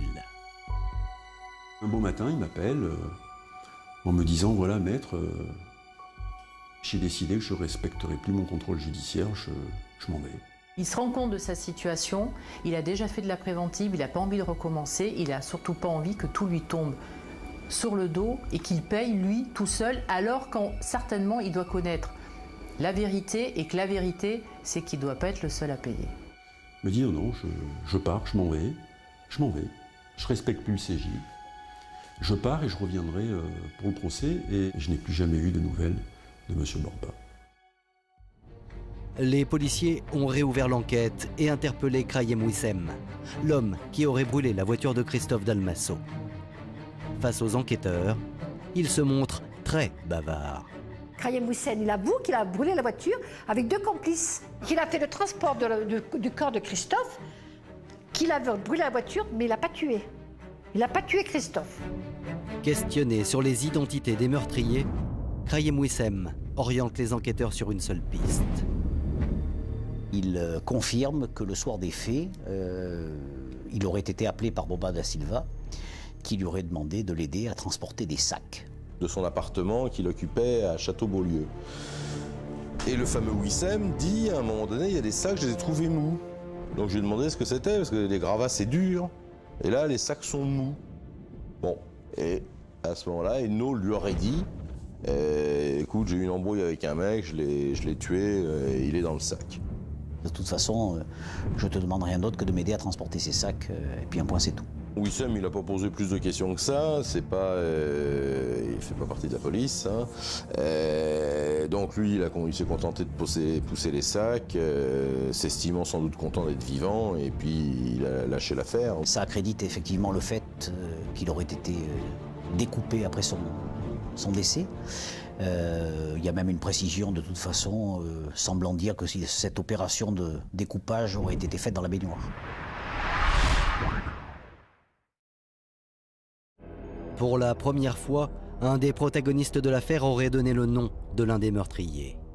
Encore faut-il disposer d'indices pour confirmer cette piste. Les policiers effectuent immédiatement une perquisition au domicile d'Edno Borba da Silva. On a retrouvé 6 ans et demi après donc, la disparition de mon fils, au château Beaulieu, dans l'appartement de Borba da Silva. On a retrouvé du sang, l'ADN de mon fils, sur le canapé. Donc on est sûr que c'est du sang, que ça s'est passé au château Beaulieu. Je ne sais pas si un jour on aura la vérité. Ce qui est certain, c'est que les traces de sang qu'on a retrouvées témoignent de manière certaine qu'il a été tué dans les lieux. Aujourd'hui, tout semblerait désigner Edno Borba da Silva comme l'un des meurtriers de Christophe Dalmasso. Toute la question est de savoir si le Brésilien tiendra sa promesse et rentrera en France pour le 2e procès. Borba da Silva ne reviendra pas, il ne faut pas se faire d'illusions malgré les engagements écrits qu'a pris son avocat dans le dossier. Il n'a aucun intérêt à revenir, on n'a aucun moyen de le faire revenir. Quant à Lucie Dalmasso, qui a toujours nié toute implication dans le meurtre de son père, elle a bénéficié d'un 2e non-lieu en juin 2011. Pour la justice, il n'existe pas de charge suffisante permettant d'imputer à Lucie Dalmasso une quelconque participation au meurtre de Christophe Dalmasso. Aujourd'hui, seul Krayem Wissem est en détention provisoire. Il est mis en examen pour complicité d'homicide. C'est l'histoire d'une enquête un peu saupoudrée, un peu bâclée, un peu pas faite dans les règles, pas faite dans les temps. C'est une histoire aussi de guerre à l'intérieur du palais de justice, entre des juges d'instruction qui se succèdent. Il y a aussi ça. Voilà, on aboutit à un grand fiasco au final. 8 ans après la mort de Christophe Dalmasso, sa mère reste convaincue que ce n'est pas un, mais plusieurs meurtriers qui ont tué son fils. Le jour de l'enterrement, je lui ai dit, je te promets Christophe, ils iront tous en prison. Parce que je sais qu'ils sont nombreux. Ils sont nombreux, je lui ai dit, mais j'ai promis à Christophe. Mais je me sens habitée par Christophe, je vis avec Christophe. Mais je sais que j'aurai la vérité. Je l'aurai la vérité, je le sais.